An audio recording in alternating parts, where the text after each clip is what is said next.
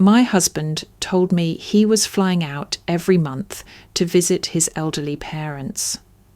For years, I believed him until our 12-year-old daughter recorded something on her iPad. In that video, he wasn't with family. He was kissing someone who wasn't me. At first, I thought the betrayal ended there. But the truth ran deeper. His mistress was someone who'd sat at our dinner table countless times. I nearly lost my mind. Until my daughter whispered, "I know what to do, Mom." That moment changed everything. This isn't just a story about lies. It's the story of how I burned the entire illusion to the ground.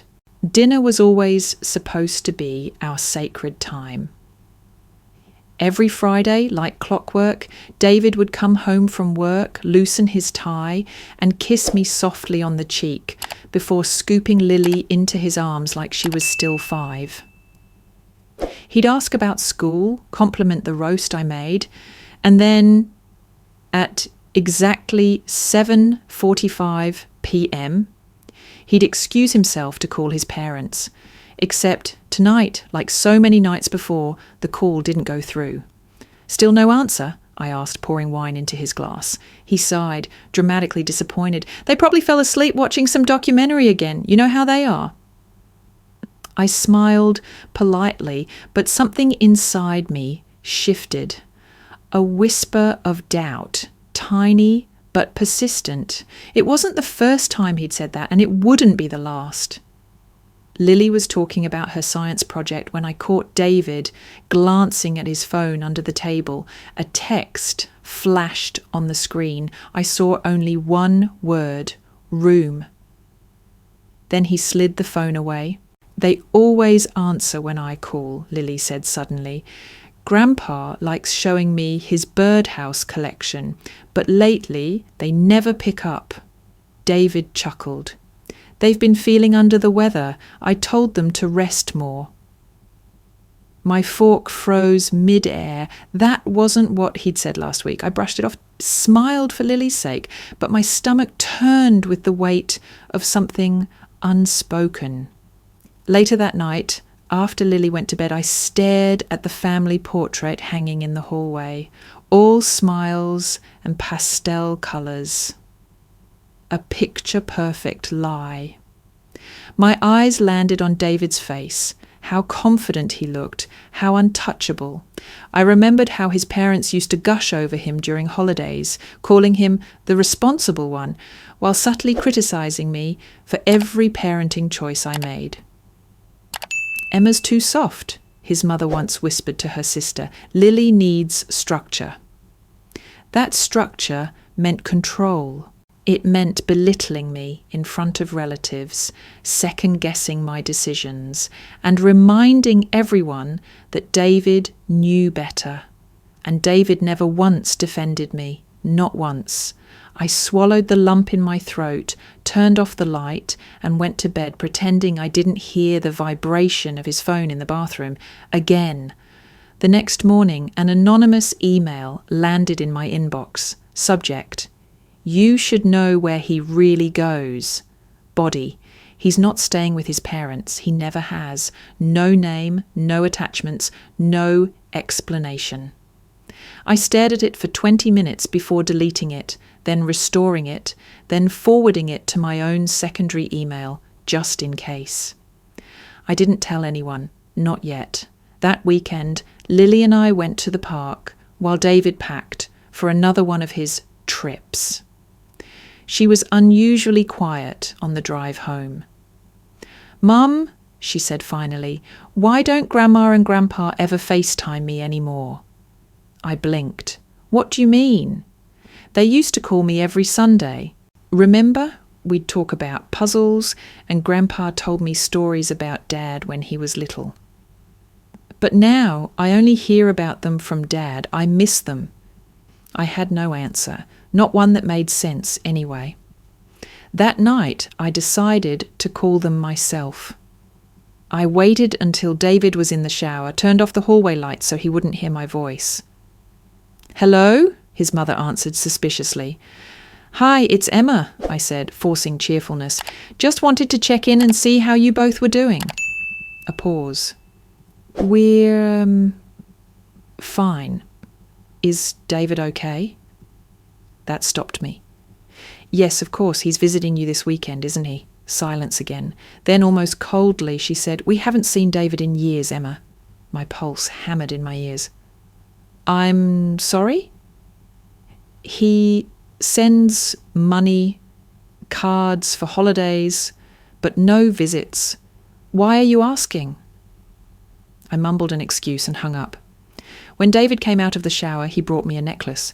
"I saw this and thought of you," he said, with that same rehearsed tenderness. I wanted to throw it at the wall. Instead, I smiled. "It's beautiful, thank you." Lily hugged me goodnight, and I hugged her longer than usual. My heart beat so loudly I feared she might hear it. Later that evening, I took out the trash and saw something odd poking from his suitcase in the trunk of the car. A travel itinerary. I unfolded it. Destination, Las Vegas. Hotel, the Aria. I stood in the driveway for a full minute, fingers frozen, mind racing. Not Texas. Not his parents' home. Las Vegas. I went back inside and locked the door behind me. For the first time in our marriage, I didn't feel like his wife. I felt like a stranger trapped in someone else's script.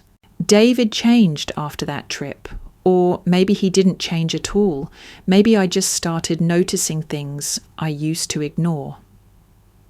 His words were the same, his tone unchanged, but the spaces between our sentences grew wider. He used Lily more, threading her into his silence like a leash. "If you love me, don't tell Mom about where I go," he said to her one night when he thought I wasn't listening.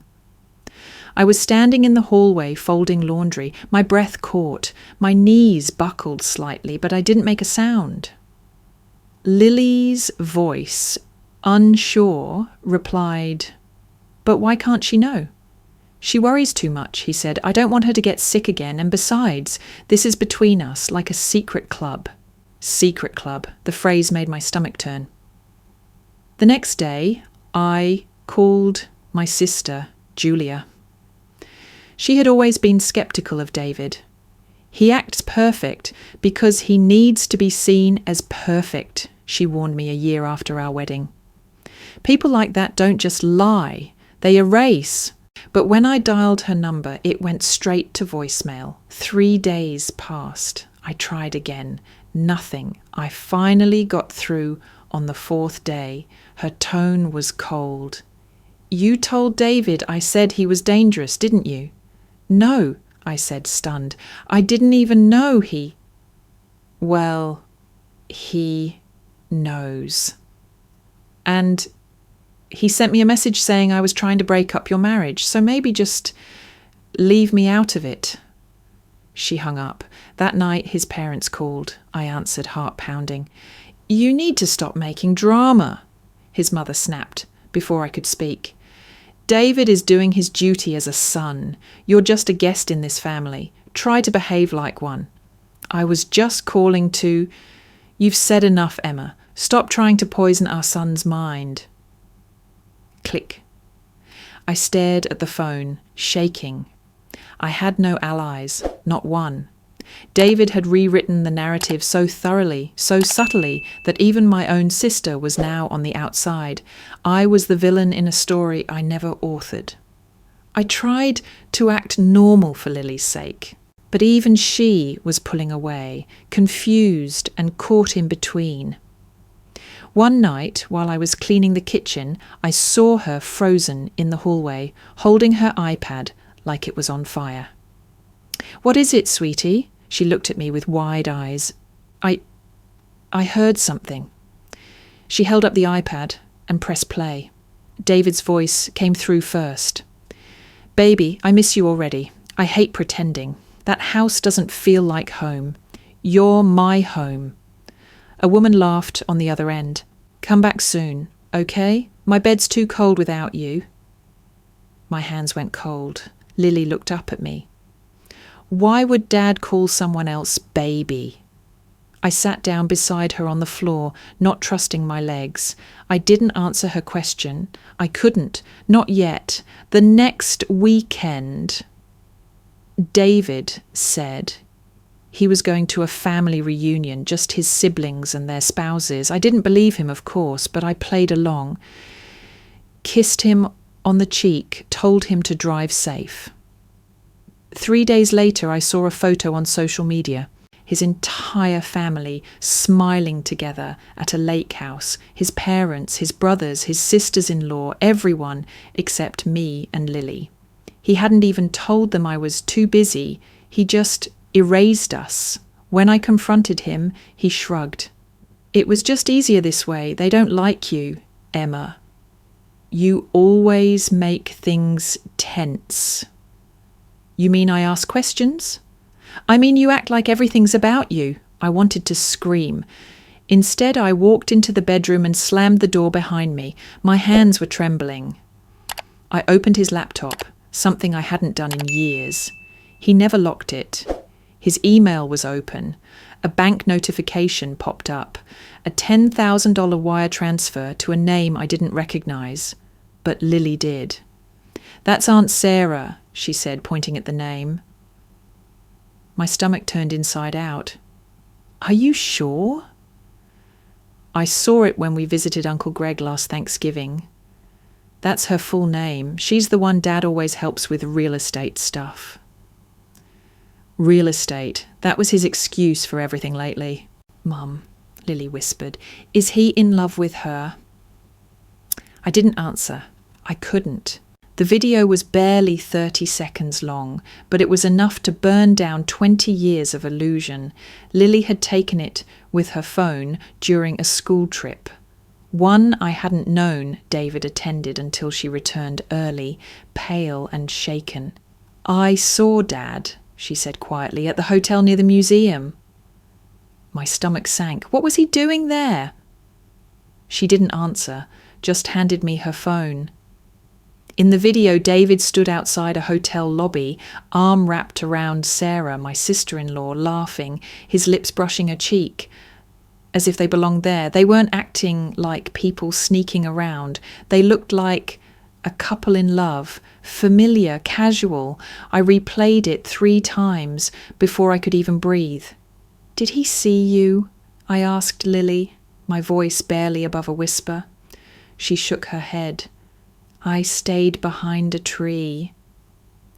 That night, I sat alone in the kitchen, video paused on his smirking face.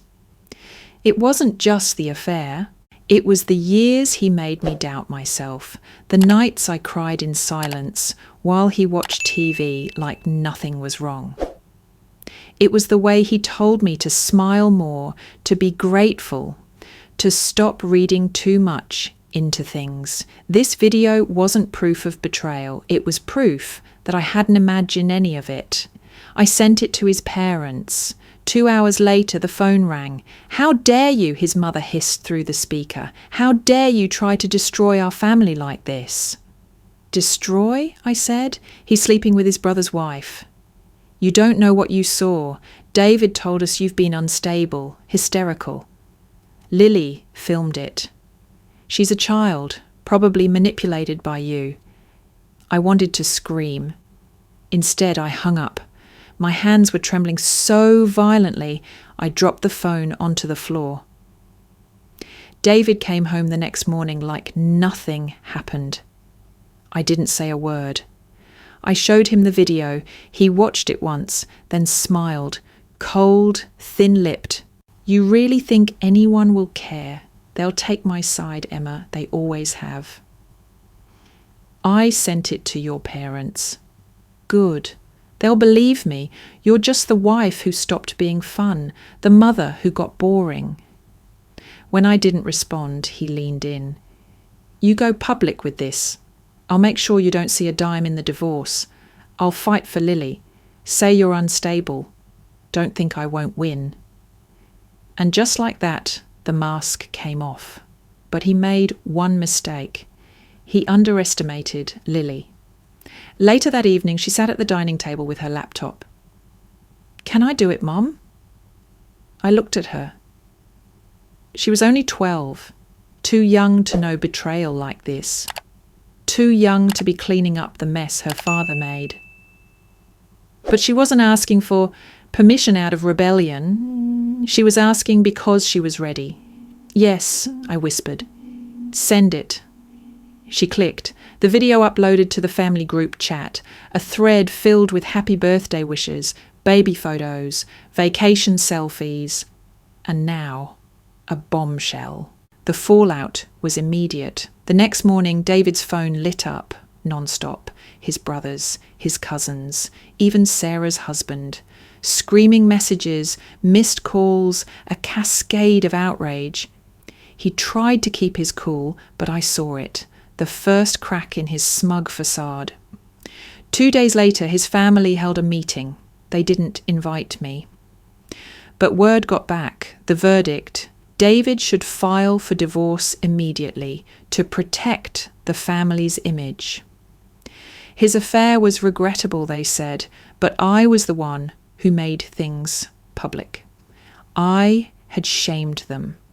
I became the villain. Sarah, desperate to save face, posted on social media that I was emotionally unstable, accused me of fabricating the video through editing. "Some women will do anything for attention," she wrote, tagging mutual friends. "Even destroy their child's father." I lost my job a week later. My boss told me, gently, that the distraction had become too public. Friends stopped answering my messages. Neighbours looked away at the grocery store. I was drowning, not from David, but from silence. Until my phone rang, it was a number I hadn't seen in years. "Emma," a woman's voice said, "it's your mother." I hadn't spoken to her in over a decade. "I saw the video," she continued. "I know what he did." I couldn't speak. "Your father, he did the same thing to me, slept with my sister. Our whole family knew. No one said anything. They said I was too emotional, too fragile. I thought I was crazy. I almost believed them." Her voice cracked. "I'm so sorry I didn't protect you from that kind of man."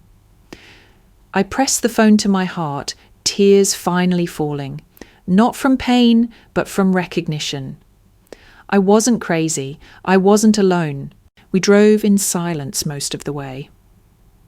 The highway stretched endlessly ahead, and Lily sat in the passenger seat, her knees tucked to her chest, her eyes staring blankly at the hills rolling by. I hadn't seen my mother in 11 years, not since the night I told her I was marrying David, and she said simply, "Don't." She opened the door before we knocked. Her face had aged, of course, but her voice was steady. "I figured you'd come eventually," she said. "They always break the same way." We stayed for 2 days. In that small house where I'd once learned to keep my voice down and my shoulders tense, 3 generations of women sat across from each other and spoke, finally, like survivors. She told me everything about my father, the affair, the silence of her own family, how she was told to forgive, to pray, to keep the family together for the child. It had almost broken her. It nearly broke me too, but not Lily. That night, while my mother slept, Lily sat at the kitchen table, scribbling furiously in her notebook. "What are you writing?" I asked gently. "Just thoughts," she said, then paused. "I think I'm older than most kids my age." I didn't know what to say to that. I read her pages when she went to bed. They weren't thoughts. They were survival strategies. "I keep pretending Dad is just busy, not bad, but I know better now. He wants us to be confused. When Mum cries, he hugs her too tight. When I ask questions, he changes the subject. I wish I could forget how he made her small." The next morning I called a lawyer. I began cataloguing everything: text messages, voice notes, bank transfers, legal records. I installed cameras around the house, saved screenshots in hidden folders, called every financial institution with my name on file. David had been careful, but not as careful as he thought. One of the accounts showed frequent wire transfers labelled investment partnership. The recipient, Sarah, again. But this time the memo line read Project Bridal. My hands went cold. He wasn't just sleeping with her. He was planning to marry her under the guise of a startup launch, possibly after divorcing me. When I told my mother, she just nodded. They always want to be the hero in their own story. They'll burn down a woman's life if it makes them feel righteous. So I decided to stop being the ashes. I compiled everything and sent it to my attorney, along with a formal notice of separation. My lawyer advised that we go for full custody and document everything, including emotional manipulation, financial abuse, and threats. Meanwhile, Lily asked me if she could do something for herself. I want to write about it, she said, not to get back at him, just so other kids don't feel alone. I gave her my old laptop. She started a blog called The Child Who Knew Too Much. Her first post was titled, When Your Dad Smiles While Your Mom Breaks. Within 48 hours, it had over 3,000 views. She didn't name names. She didn't have to. People knew. People saw. The story resonated deeper than I ever imagined. She had a voice and people were listening. The ripple effect came faster than expected. David's colleagues began questioning his ethics. A few friends stopped inviting him to gatherings. His parents, once so devoted, called me, stammering. "We had no idea," his father said. This is bad for the family." I almost laughed. "It's been bad for the family for years. You just never saw it." That night, I tucked Lily into bed, and for the first time in weeks, she slept peacefully. I stayed up, sitting in the living room with my laptop open, watching the blog traffic spike with every refresh. I read every comment, women, teens, even a few men, sharing stories that mirrored ours. Pain doesn't isolate you, it connects you. Just past midnight, I got an email. No subject line. Inside was a single sentence. "I'm a journalist with a national platform. If you're ready, I want to help you tell your story." I stared at the screen, breath caught in my chest. Not just escape, justice, maybe even redemption. The courthouse smelled like old carpet and sweat. The kind of place where truths are dragged out of silence and forced to stand under flickering fluorescent lights. I clutched the edge of the bench, my attorney whispering strategies beside me, but my eyes stayed fixed on Lily, seated in the front, her hair tied back, her small frame looking impossibly strong. David sat across from us in a tailored suit that didn't quite hide the panic in his eyes. Sarah was absent, so were his parents. The divorce filing had gone public within days of my interview airing on national news.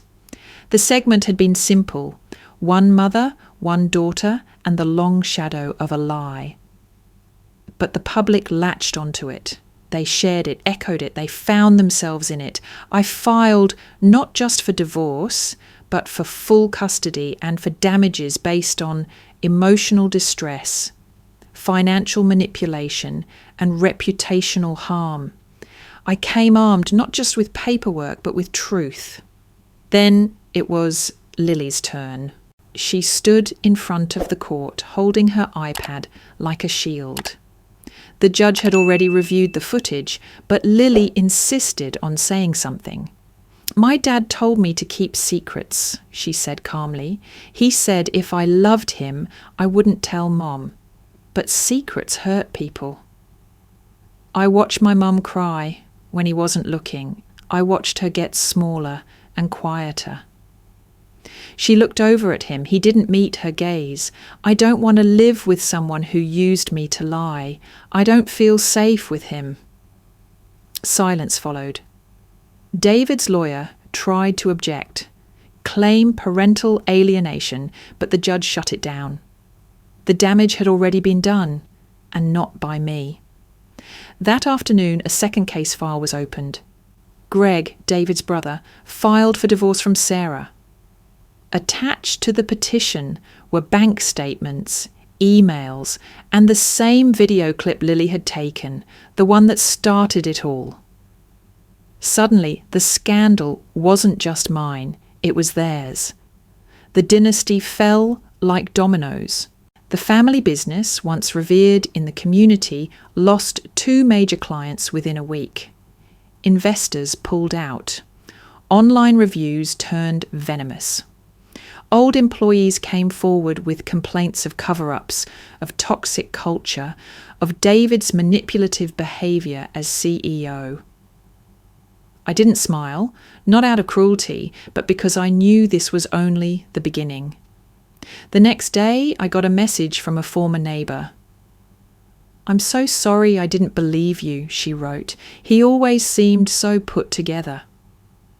That's the trick with men like David. They always do. But the final crack came not from the media, not from Lily's blog, not even from the courtroom. It came from a USB drive I found buried in an old jewellery box, one I hadn't opened in nearly a decade. I'd kept it, thinking it was filled with newborn photos, videos from Lily's first steps. Instead, there was a file labelled July Nursery Camera. I pressed play. The screen flickered. A grainy image of our old bedroom. Emma, weeks postpartum, holding a crying baby, exhausted. David entering the frame, snatching the baby from her arms with visible force, shouting something unintelligible, then slamming the door behind him as Emma collapsed into the bed, sobbing. I hadn't remembered that night. Trauma had folded it into darkness, but the camera hadn't forgotten. I showed the clip to my attorney. We added it to the case. It destroyed the last sliver of his defence. At the final hearing, the judge granted me full custody. David was ordered to attend therapy if he ever wanted supervised visitation. His financial assets were divided. He lost most of his holdings, his position at the family business, and every shred of public goodwill. He didn't speak as he left the courtroom. He didn't look back. A month later, Lily stood on a TEDx stage, her voice shaking only at the beginning. "My mum didn't break," she said. "She was broken open, and I got to see her rebuild herself, piece by piece, with truth." The room was silent. Not the kind of silence that follows a pause, but the kind that settles in when people see something sacred. After her talk went viral, Lily was invited to write a children's book. I watched her in awe. I had survived, but she had transcended. I started sleeping again. We moved into a smaller house near the coast. I planted tomatoes. I found my laugh again. Then, one afternoon, my phone rang. It was my doctor. "There's something on your recent scan," she said. "We caught it early, Emma. It's treatable. Cancer. Stage 1. The word should have shattered me. Instead, I sat down, exhaled, and whispered, "Thank you." Because this time, I knew what to do.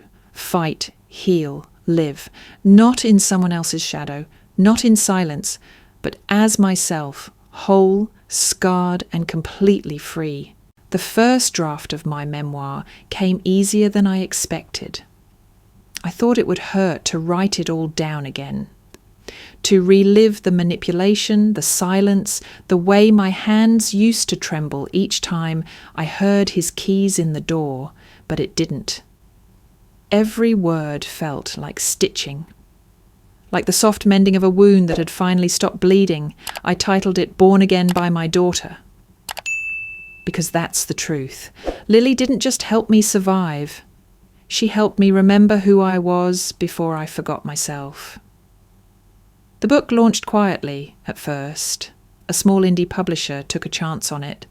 But within weeks, it caught fire online. Women messaged me from cities I'd never been to, countries I'd never seen, saying the same thing. This is my story too. Survivors wrote in late at night when the house was quiet, confessing things they'd never said aloud. A month later, I got an invitation to speak at a conference on domestic resilience.